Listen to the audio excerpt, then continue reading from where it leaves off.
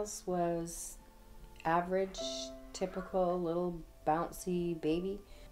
Loved by everybody because he was always like such a personality, so bubbly, so giddy. At age 2, we noticed a massive change in Myles. It was like a curtain dropped. He went from this bubbly character that everyone loved to a little guy who just suddenly sat in the corner and played all by himself.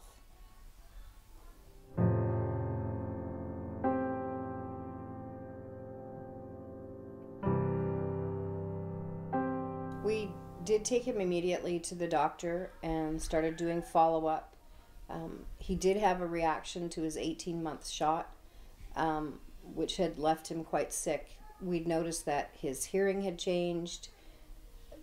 Just there was a number of things that just started to go downhill. He was kind of non-responsive to sound. Originally my parents thought that he was maybe deaf. He'd be facing away from someone and they'd call his name or drop something and he wouldn't respond at all. So at one point Brad actually took a stack of books and dropped it behind him and he didn't pay any attention at all. So they knew something was up, but weren't sure what it was yet. We did have someone finally say, in general, yes, he is autistic. They were able to nail it down. We had a psychologist who said he's got all the autistic traits. When we went into Sunny Hill, that was the diagnosis we ended up getting, was he had Asperger's syndrome, which meant very high functioning autism. They sat me down. They made sure I was focused on them as best I could. And they said, Myles, you're autistic. It was really simple. Because now I finally knew what was, well, I considered what was wrong with me. I finally had an excuse to tell the people whenever I got frustrated or confused or I couldn't get something. It was just something that kind of cleared the air for me.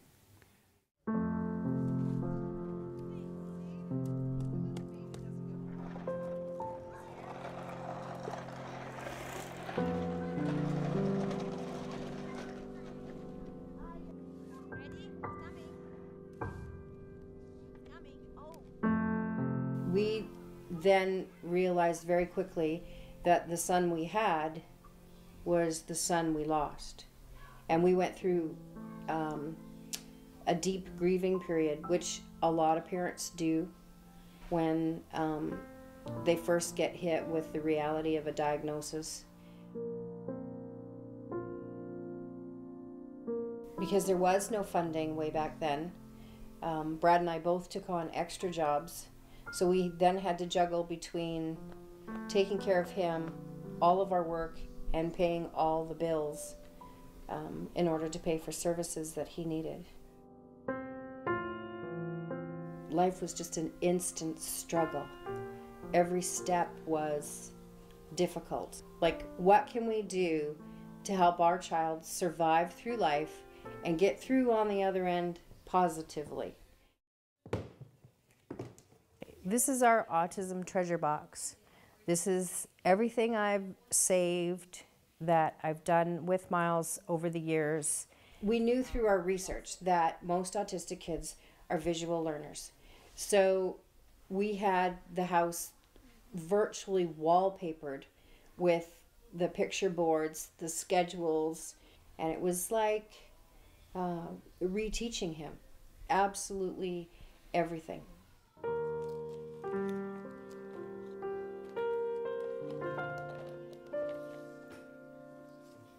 Mainly anger stuff, like how to calm myself, keep myself in check, how to handle said things of things that could get me really upset or angry.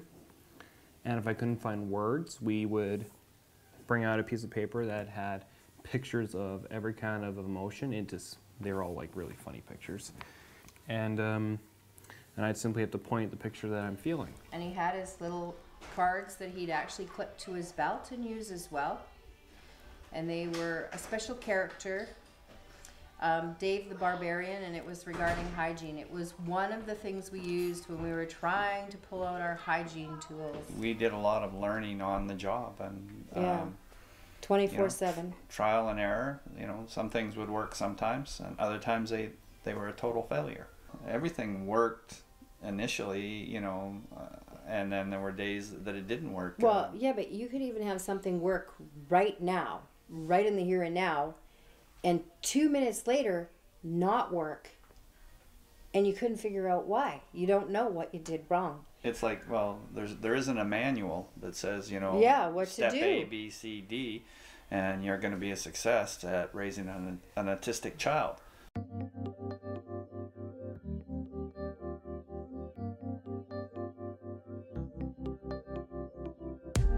In my research, I found what was then called Delta Association for Child and Youth Development, which they are now called REACH.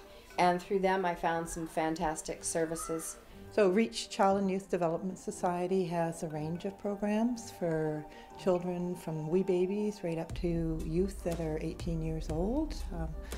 We support children that are in the autism spectrum, and also any child that has a developmental delay or a child that is at risk of having a delay.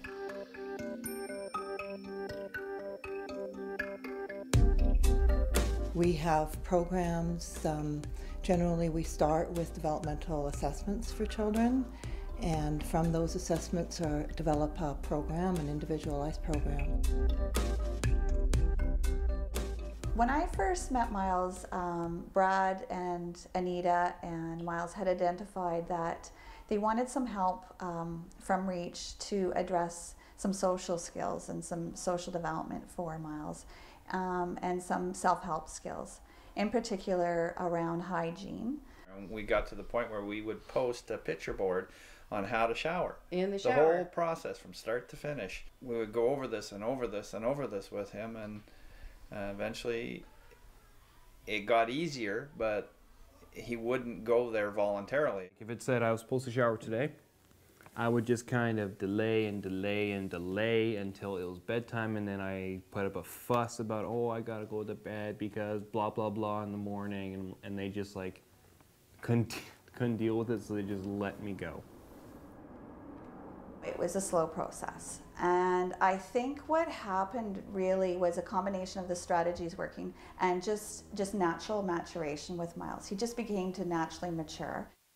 As I was going through high school, as the way I was noticing like people kind of moving away from me, or they just not having the best expression on their face whenever they were around me. Just one day, Myles got up and he's like, I'm showering. And I'm like, hallelujah. What did it take? And he goes, I smell. And I'm like, you do. Go shower.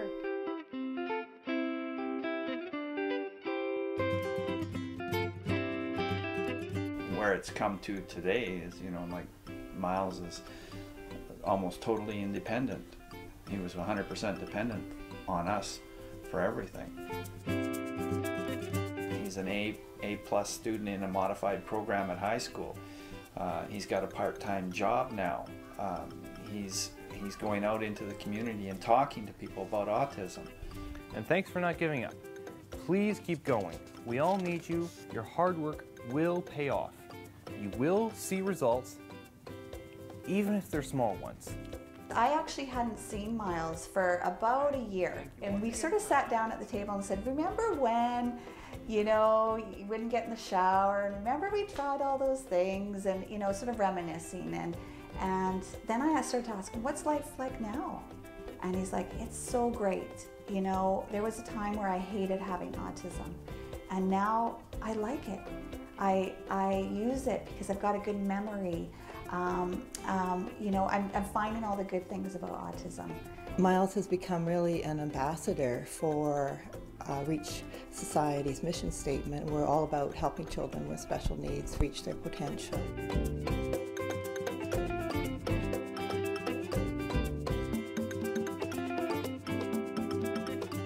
Myles is a perfect example of how a young man that has faced some very big obstacles has overcome those and is reaching ahead towards his potential. And now he's helping other people to do the same through his public awareness.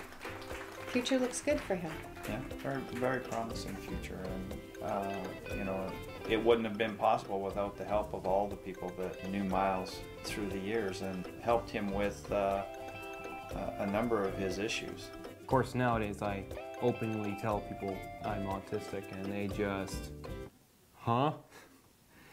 Every time. I love seeing that expression.